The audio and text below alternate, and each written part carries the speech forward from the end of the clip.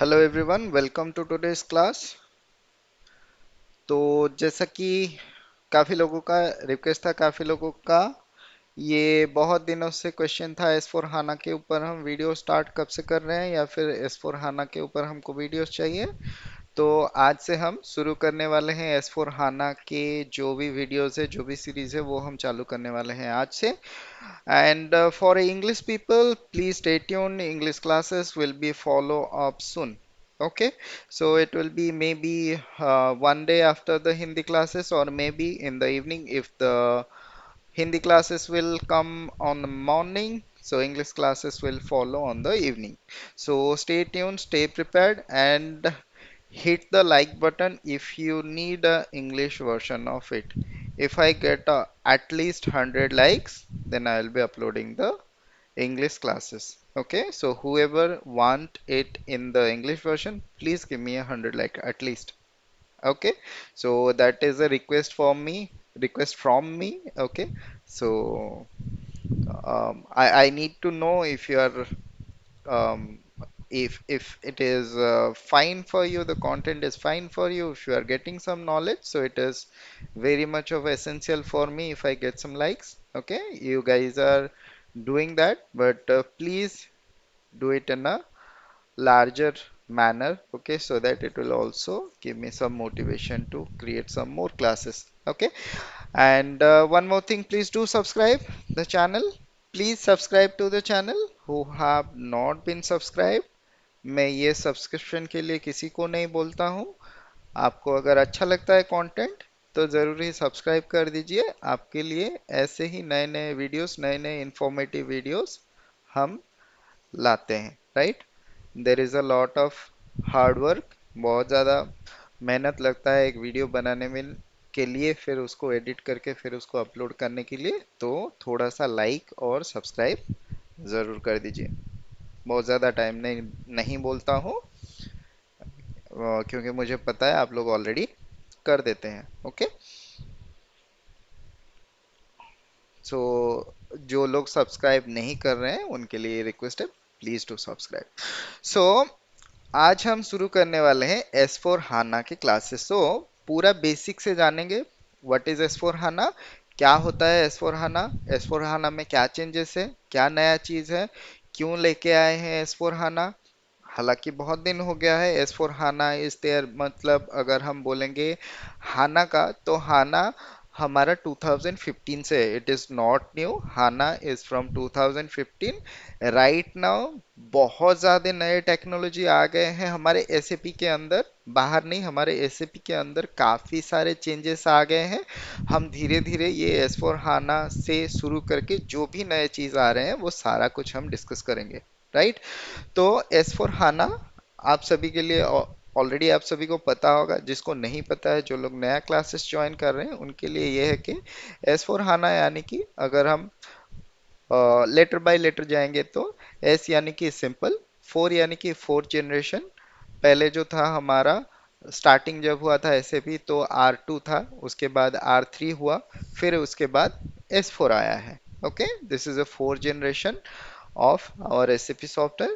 So next one is H for high performance, and ANA means analytical appliance, और इसको आप ANA भी बोल सकते हैं। AN यानी कि एनालिटिक और A मतलब अप्लायंस। ओके, इसको आप ऐसे भी डिवाइड कर सकते हैं या तो फिर ANA कर सकते हैं, एनालिटिकल अप्लायंस। ओके, तो इसका मतलब ये ओवरऑल हो गया है कि ये एक सिंपल जो हमारा डेटाबेस है, हाना यानी कि जो डेटाबेस है वो सिंपल है और हाई परफॉर्मेंस है, फोर्थ जनरेशन का है, और यहाँ पे आपको एनालिटिक्स के लिए भी काफ़ी सारे चीज़ मिल जाते हैं। तो ये ओवरऑल ओवरव्यू हो गया, ठीक है।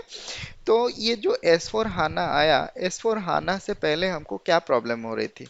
ओके, तो एस फोर हाना में क्या है, एसएपी का नया डेटाबेस है, ठीक है। एसएपी का जब हाना आया उससे पहले एसएपी क्या कर रहा था, एसएपी अपना जो डेटाबेस है वो खुद मैनेज ना करके डेटाबेस के बनाने के लिए या फिर डेटा स्टोर करने के लिए किस के ऊपर डिपेंडेंट था, या तो वो एसक्यूएल का सर्वर लेता था, एसक्यूएल का जो डेटाबेस है वो लेता था, ओरेकल का डेटाबेस था वो लेता था, या फिर DB2 का डेटाबेस था।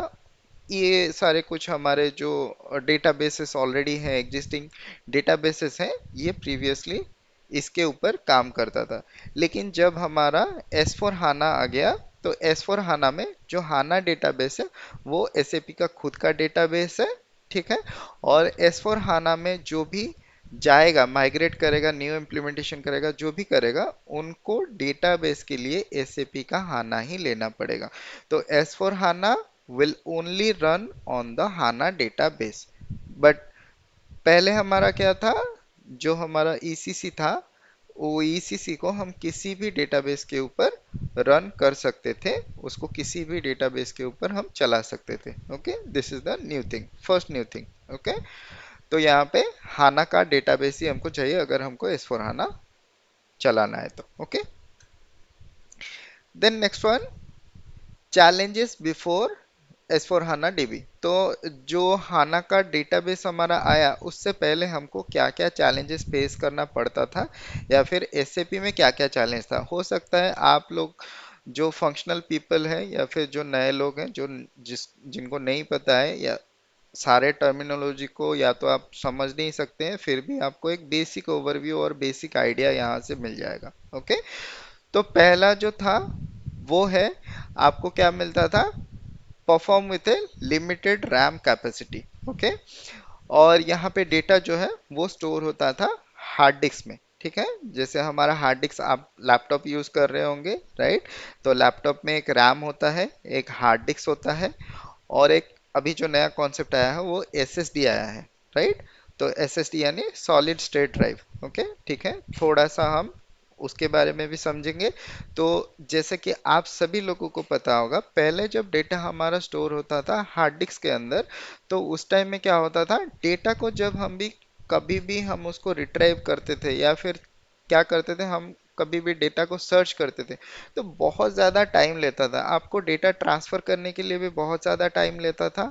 तो आपको सारे चीज़ों में जब हम डेटाबेस को एक्सेस करते थे, तो बहुत ज़्यादा टाइम लेता था, ठीक है। क्यों टाइम लेता था वो हम थोड़ी देर में समझेंगे, ठीक है। तो अभी जो नया टेक्नोलॉजी, हम अगर एसएपी को छोड़ दें, जैसे कि आपको सभी को पता होगा, आप लोग एसएसडी यूज करते हैं, राइट। तो एसएसडी जो लोग यूज कर रहे होंगे, उनको ये चीज आपको नोटिस में आया होगा कि एसएसडी से हमारा जो data transfer, incoming and outgoing, दोनों के लिए क्या होता है, बहुत ज्यादा फास्ट हो जाता है, ठीक है। तो बहुत ज़्यादा फास्ट हो जाता है। क्या प्रॉब्लम था हमारा एचटीडी में, एक जैसे हमारा पहले हमारा एक सीडी आता था, उसके अंदर हम क्या करते थे, डेटा को स्टोर करते थे। तो आपको पता होगा, जिसने भी देखा होगा सीडी प्लेयर, तो क्या होता था उस पे, सीडी प्लेयर को आप चलाओगे, सीडी प्लेयर को चलाने के बाद वहां से क्या हो जाएगा, वो सीडी घूमता रहता था, और उसका एक एक जो हमारा आउटर से इनर तक के लिए सारा जो एक एक लाइनिंग रहता था, उसके अंदर डेटा स्टोर रहता था। तो सेम एचडीडी के अंदर होता है हार्ड डिस्क के अंदर। हार्ड डिस्क के अंदर क्या रहता था, एक मैग्नेटिक डिस्क रहता है, उस डिस्क के अंदर सारा डेटा रहता है। जब भी हमको एक्सेस करना रहता है, वो डिस्क वैसे ही उसके अंदर घूमता है, और हमारा एक पॉइंटर रहता है, जो रीडिंग पॉइंटर रहता है, वो पॉइंटर उसके ऊपर से आता है। जब जो भी डेटा हमको चाहिए वो सेगमेंट में जब घूमता है, तो हमको डेटा मिल जाता है। This is not from SAP, ये एसएपी के बारे में नहीं है, ये डेटा कैसे काम करता है उसके बारे में है, ठीक है। तो सिमिलरली जब हमारा एसएसडी आ गया, तो डेटा जो है वो कहाँ पे स्टोर होता है, डेटा स्टोर होता है एक माइक्रोचिप के अंदर। वहाँ पे कोई रिवॉल्विंग आइटम्स नहीं है, कोई भी हमको क्या करना नहीं पड़ता है, कोई भी डिस्क वहाँ पे नहीं घूमता है। जब भी आपको डेटा चाहिए, डेटा एक जगह पे स्टोर है, आप जब भी आप कमांड दोगे, डेटा उस जगह से फौरन से पिक होके आ जाता है। डेटा आप जब स्टोर करोगे तब भी फास्ट होगा, डेटा जब आप रिट्राइव करोगे तब भी फास्ट होगा। ये हो गया एसएसडी का कॉन्सेप्ट। तो सेम कॉन्सेप्ट जो है, आपको सभी को पता है, रैम में भी सेम चीज रहता है। एसएसडी और रैम देखने के लिए सेम टाइप का रहते हैं, रैम बस थोड़ा छोटा साइज का रहता है, और एसएसडी बड़ा साइज का, या फिर उसका बड़ा साइज मतलब कैपेसिटी का रहता है। ओके, तो same, they both work in a similar technology, ठीक है। ज्यादा अंदर नहीं जाते हैं, ज्यादा कंपेयर नहीं करते हैं, बस इतना समझते हैं कि जब आप ये मेथड पे काम करोगे, सपोज आप एसएसडी मेथड पे काम करोगे, तब आपका क्या हो जाएगा, सिस्टम थोड़ा सा फास्ट हो जाएगा। ठीक है, तो वैसे ही हमारा एसएपी में क्या हुआ, पहले जो था, पहले हम जैसे लिमिटेड रैम कैपेसिटी के साथ काम करते थे। सपोज हमारा जैसे आप अगर एग्जांपल ले लो अपने कंप्यूटर का ही, आपके कंप्यूटर या लैपटॉप में क्या होगा, 1 TB का हार्ड डिस्क होगा, उस पे 12 GB या 16 GB का रैम होगा। ठीक है, तो यहाँ पे सेम सिस्टम पहले था। ठीक है, जब हैना डेटाबेस आया उससे पहले सेम सिस्टम था। ठीक है, रैम का कैपेसिटी छोटा था और हार्ड डिस्क में सारा डेटा कैप्चर रहता था। जब भी हमको एक्सेस करना पड़ता था, हम रैम के थ्रू से हार्ड डिस्क में जो हमारा सर्च था, हम उसको सर्च करके डेटा वहां से लेते थे। ठीक है, और पहले जो था वो हमारा रो बेस्ड डेटा स्टोरेज रहता था। ठीक है, रो बेस्ड डेटा स्टोरेज क्या रहता है, कॉलम बेस्ड डेटा स्टोरेज क्या रहता है, और उसमें डिफरेंस क्या रहता है, हम जानेंगे बस 1-2 मिनट के बाद। ठीक है, तो यहाँ पे पहले रो बेस्ड डेटा स्टोरेज रहता था, उसके वजह से थोड़ा सा हमको प्रॉब्लम होता था। क्या प्रॉब्लम आता था हम देखेंगे। कॉम्प्लेक्स डेटा मॉडल था इससे पहले। कॉम्प्लेक्स डेटा मॉडल यानी कि कुछ एक्स्ट्रा टेबल या कुछ अननेसेसरी टेबल्स पहले थे। एक्स्ट्रा या अननेसेसरी हम क्यों बोल रहे हैं इसको, कि डेटा, एक सेम डेटा 3-4 टेबल में जाके स्टोर होता है। ठीक है, तो आप कौन सा डेटा, एक एक तो ये हो जाता है कि आपको सिमिलर चीज अगर आप 3-4 जगह पे रखोगे तो आपका ज्यादा स्पेस कंज्यूम होगा, तो इसको बोलते हैं डेटा फुटप्रिंट। ठीक है, डेटा फुटप्रिंट ज्यादा हो जाता है। ठीक है, जितना ज्यादा डेटा रखोगे आप, सिमिलर अलाइक डेटा अलग अलग जगह पे रखोगे, तो आपका डेटा फुटप्रिंट ज्यादा हो जाएगा। Okay, then slower reporting.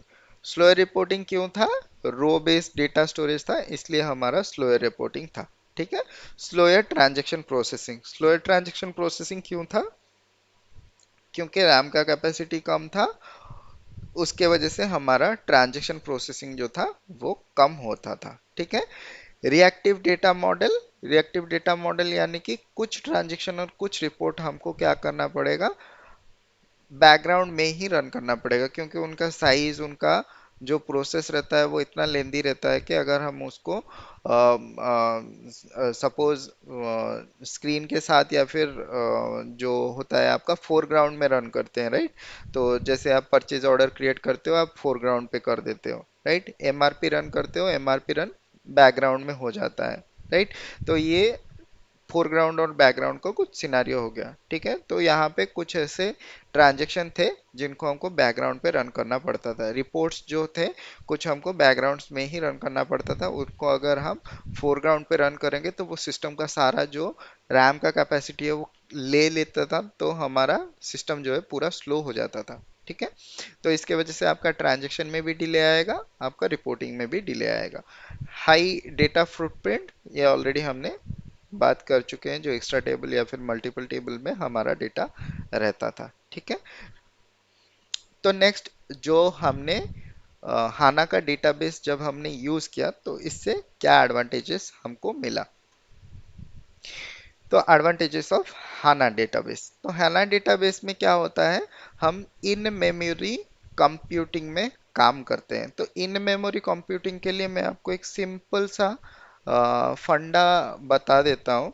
आप सभी लोग मोबाइल यूज करते हैं, राइट। मोबाइल में आपका काफी सारे एप्लीकेशंस होते हैं।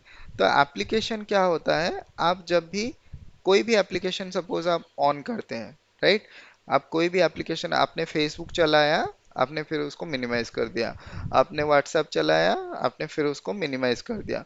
लेकिन अभी आप अगर एंड्रॉयड यूजर्स हैं या फिर आप आईफोन यूजर्स हैं, अगर आप वही सेम एप्लीकेशन को दोबारा ओपन करेंगे, क्योंकि वो ऑलरेडी मेमोरी में है, यानी कि वो अभी बैकग्राउंड में चल रहा है, तो आपका क्या हो जाएगा, वो लोड होने में बहुत ही कम टाइम लगेगा, राइट। वो फौरन से लोड हो जाता है। अगर आप सेम एप्लीकेशन को अपने बैकग्राउंड से अगर आप रिमूव करके फिर दोबारा से रन करोगे, मतलब वो मेमोरी में नहीं है, उसका कोई भी डेटा मेमोरी में स्टोर नहीं है, तो वो क्या हो जाएगा, फिर से आपको वो एक्सेस करना पड़ेगा, जाके उसका जो सपोज एप्लीकेशन का डेटाबेस है उसको जाके आप एक्सेस करना पड़ेगा, तो वो लोड होने के लिए थोड़ा टाइम लगेगा, राइट। ऐसा ही सेम होता है, सेम चीज हमारा हाना डेटाबेस में काम करता है। तो हमारा जो डेटाबेस है वो काम करेगा इन मेमोरी कंप्यूटिंग में। ठीक है।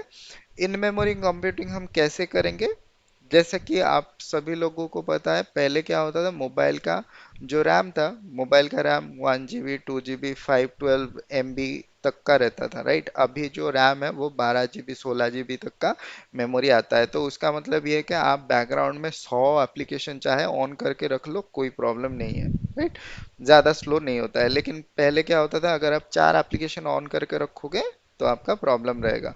तो सेम चीज़ यहाँ पे क्या होता है, हम जो डेटाबेस यूज़ करते हैं उस पे हम जो रैम है वो हम similar to the hard disk हम यहाँ पे यूज़ कर सकते हैं। अगर हमारा रैम है 100 GB का, सॉरी, हमारा अगर हार्ड डिस्क है 100 GB का, तो हम यहाँ पे 100 GB का रैम भी ले सकते हैं। मतलब एग्जैक्टली exactly जो हमारा डेटाबेस रहेगा, सेम रिप्लिकेट हम अगर रैम कर देंगे तो हमारा जो भी डेटा स्टोरेज है डेटा में, हम उसको सारे अपने मेमोरी कंप्यूटिंग में ला सकते हैं, सारे रैम के अंदर रख सकते हैं। ठीक है। ये दोनों कॉन्सेप्ट हो गया कि आप जितना हार्ड डिस्क यूज करो, जितना अपना HDD यूज करो, उतना अपना रैम यूज करो, तो आप क्या कर सकते हो, डेटा को पूरा रिप्लिकेट कर सकते हो। डेटा रिप्लिकेट करने से क्या हो जाएगा, जैसे हमने बोला था इन मेमोरी कंप्यूटिंग, राइट। तो डेटा क्या रहेगा, मेमोरी में रहेगा। डेटा जो है डेटाबेस में डायरेक्टली नहीं जाएगा। ओके। तो आप जब भी डेटा एक्सट्रैक्ट करोगे, डेटा एक्सट्रैक्ट बहुत ज़्यादा जल्दी हो जाएगा, क्योंकि डेटा जो है आपका मेमोरी में है, नॉट इन द डेटाबेस। ठीक है।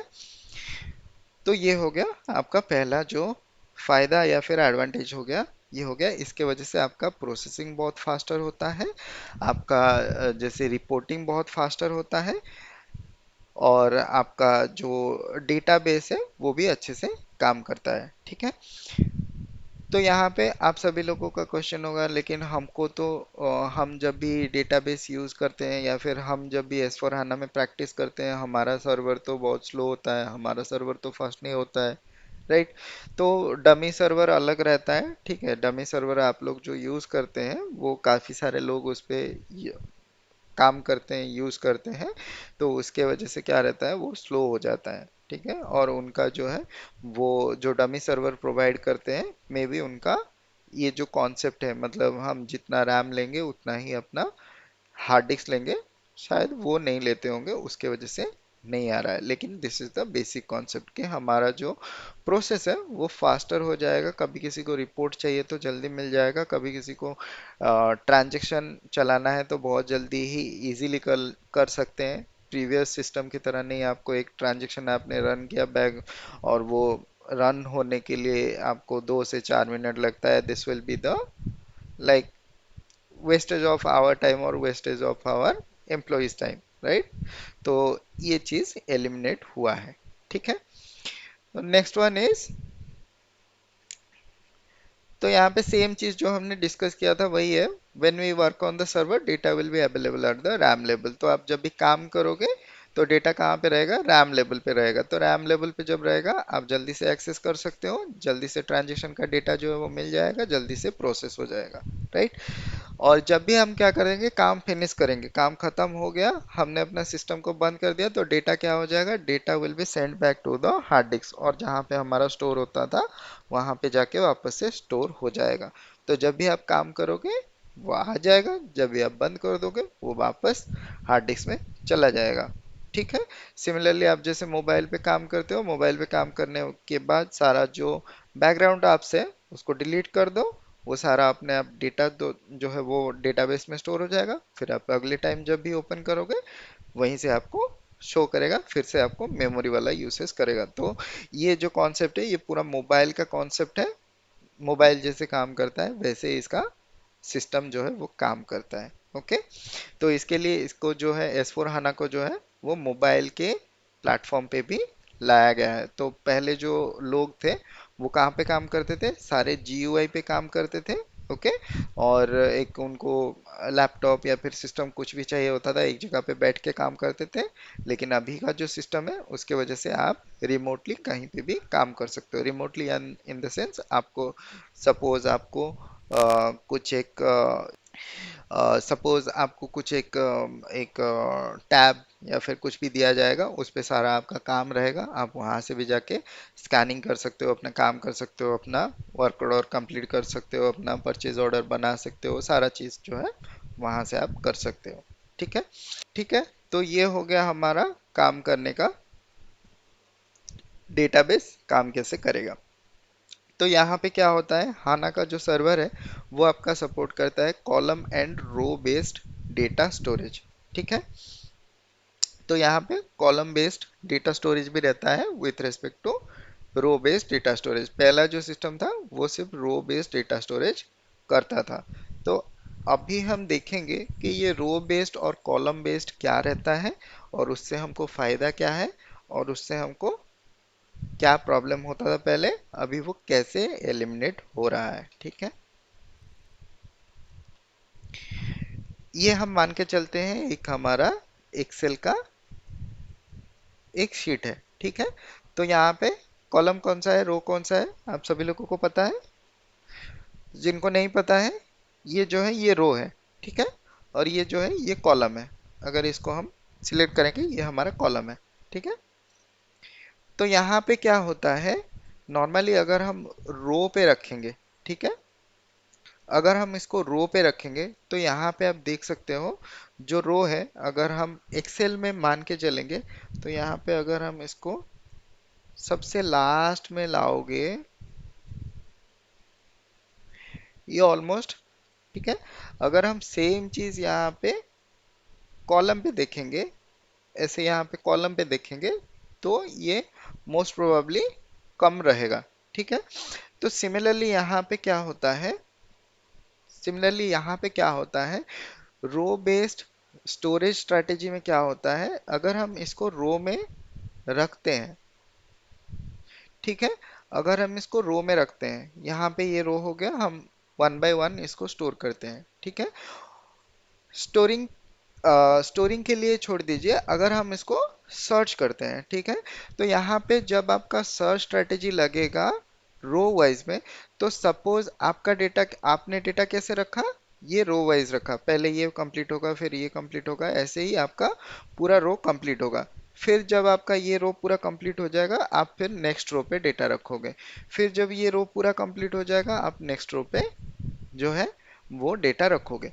तो यहाँ पे क्या होता है, सिमिलर काइंड ऑफ थिंग हमारा सर्च टाइम पे काम करता है। तो अगर हम ऐसे ही सर्च करते हैं, ऐसे ही अगर हम रखते हैं, तो हमारा जो सिस्टम है वो सर्च भी इसी तरह का करेगा, रो बेस्ड सर्च स्ट्रेटेजी रहेगा। तो वो क्या करेगा, पहले जाएगा, ये सपोज एक टेबल है, तो वो पहले इस टेबल में सर्च करेगा, अगर इसमें उसको डेटा नहीं मिला तो फिर वो नेक्स्ट टेबल पे जाएगा, फिर अगर उसको यहाँ पे नहीं मिला तो वो नेक्स्ट टेबल को जाएगा, या फिर नेक्स्ट फील्ड को जाएगा। तो ये ऐसे करके पूरा जितना भी रो है पूरा एक बार में कंप्लीट करेगा, फिर नेक्स्ट रो में आएगा। ठीक है। तो यहाँ पे क्या होता है, बहुत ज़्यादा टाइम लग जाता है। सपोज आपने क्या किया है, डेटा को रखा है ये थर्ड रो में या फोर्थ रो में, अगर आपका डेटा है, तो आपको इस रो में पहुंचने के लिए आपको ये पूरा रो, ये पूरा रो, ये पूरा रो, ये पूरा पूरा सारा पूरा पूरा रो आपको सर्च करने के बाद फिर से आपको यहाँ पे आके वो डेटा मिलेगा। ठीक है। तो ये हो गया रो बेस्ड डेटा सेविंग और डेटा सर्चिंग का। ठीक है। अगर सिमिलरली हमारा कॉलम बेस्ड सर्चिंग भी रहेगा या फिर कॉलम बेस्ड स्टोरेज भी रहेगा, तो हमारा डेटा अगर कॉलम बेस में रह रहा है, अगर सिस्टम को पता है, तो सिस्टम क्या करेगा, कॉलम बेस पे भी सर्च करेगा। ठीक है। तो यहाँ पे सिमिलर सेम चीज आपको कहाँ पे मिल जाएगा, आपको बस 5 सर्च के बाद आपको यहाँ पे डेटा जो है वो मिल जाएगा। तो इसका मतलब ये हो गया कि हमारा जो सर्च का टाइमिंग है वो कम हो जाएगा। राइट। तो ये सेम चीज हमारा एस फोर हाना में लागू होता है। एस फोर हाना के लिए हमारा लागू होता है, यहाँ पे हम क्या करते हैं, it's suppose both column and row based storage. तो कॉलम एंड रो बेस्ड अगर स्टोरेज रहेगा तो आपका जहाँ पे भी डेटा है वो बहुत जल्दी से यहाँ पे मिल जाएगा आपको। ठीक है। तो ये बेसिकली होता है सर्च स्ट्रैटेजी या फिर स्टोरेज स्ट्रैटेजी, जो रहता है ये रहता है, आपको ये एडवांटेज देता है। तो यहाँ पे आपको क्या होता है, अगर आप कोई भी रिपोर्ट बना रहे हो, आप पे कोई भी डेटा सर्च कर रहे हो, तो आपका जो टाइम है वो बहुत ही कम हो जाता है। राइट। तो यहाँ पे क्या होगा, जब भी आप ट्रांजेक्शनल डेटा सेव करोगे, तो ये रो बेस्ड बैकग्राउंड सिस्टम में स्टोर हो जाएगा, और डेटा जो है वो कॉलम बेस्ड कंप्रेस्ड मोड में बैकएंड में सेव हो जाएगा। तो जब भी आप, जैसे कि हमने अभी डिस्कस किया, तो ये कॉलम बेस्ड टेबल जो है वो आपको हेल्प करेगा डेटा एक्सट्रैक्ट करने के लिए फास्टर वे में। नेक्स्ट जो एडवांटेज है वो ये है कि सिंपलर डेटा मॉडल है।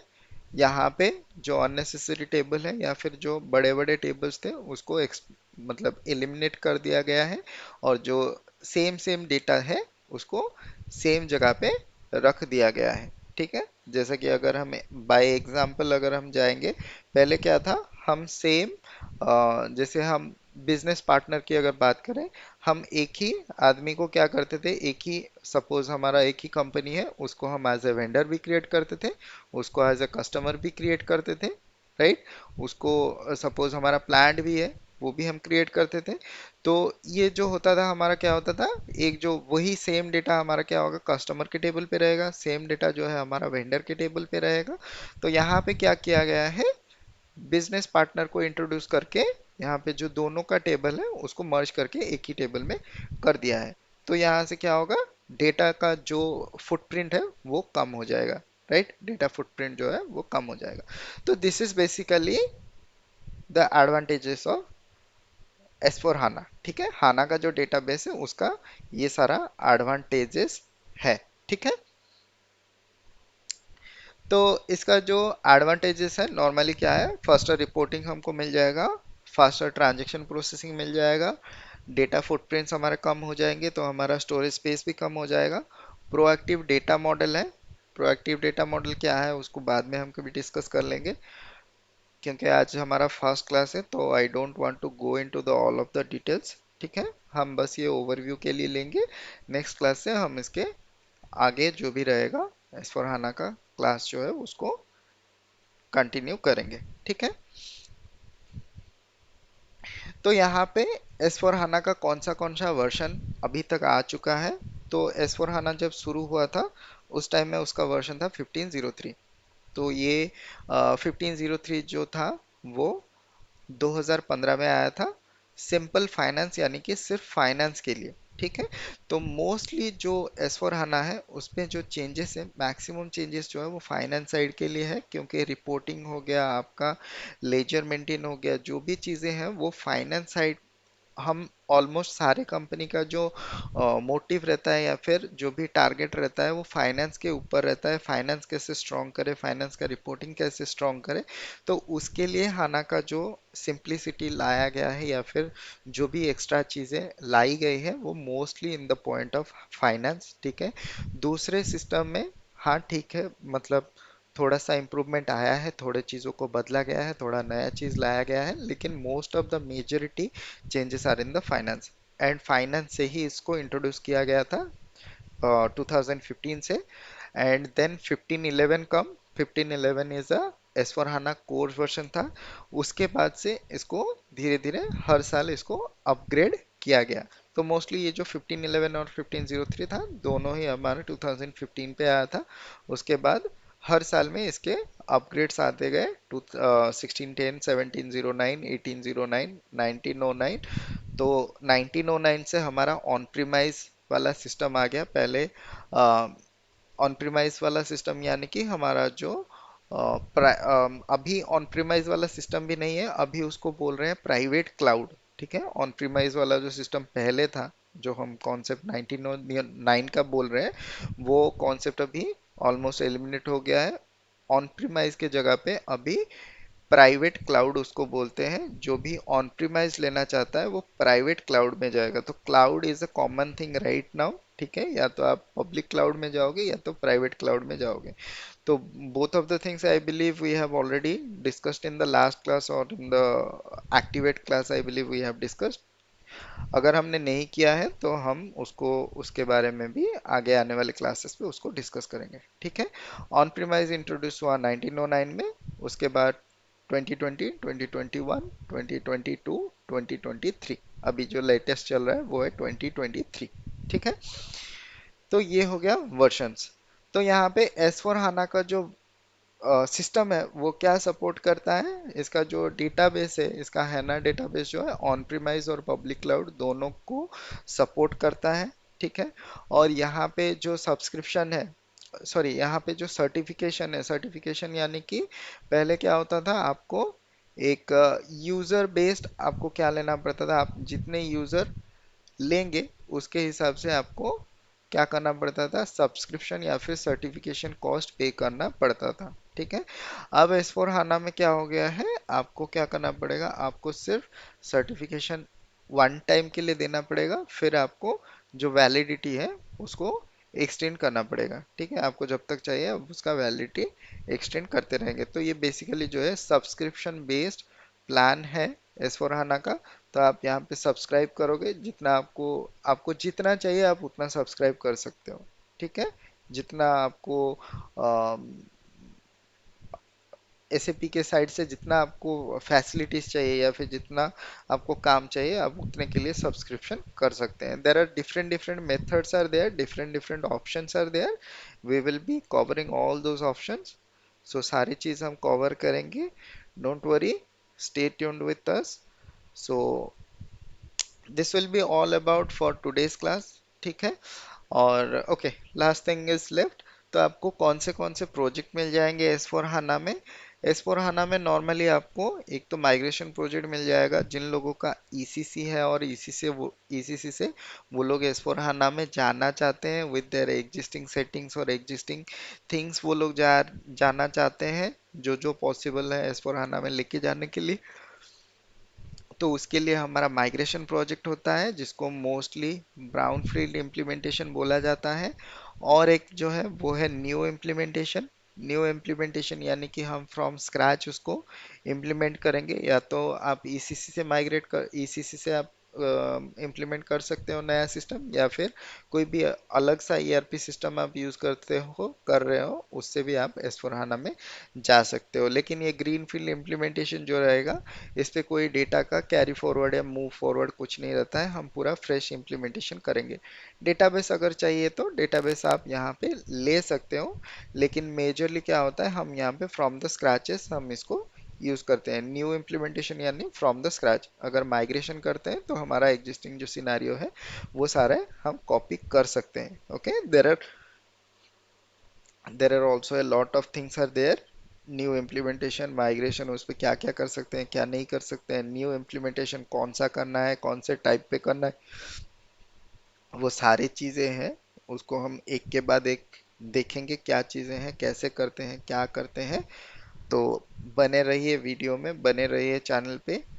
चैनल को ज़रूर सब्सक्राइब कर दीजिए, और वीडियो अगर आपको पसंद आ रहा है तो do like it, right. So that's it for today. We will meet up again on next class. Okay. So till then, bye bye, take care, and keep learning.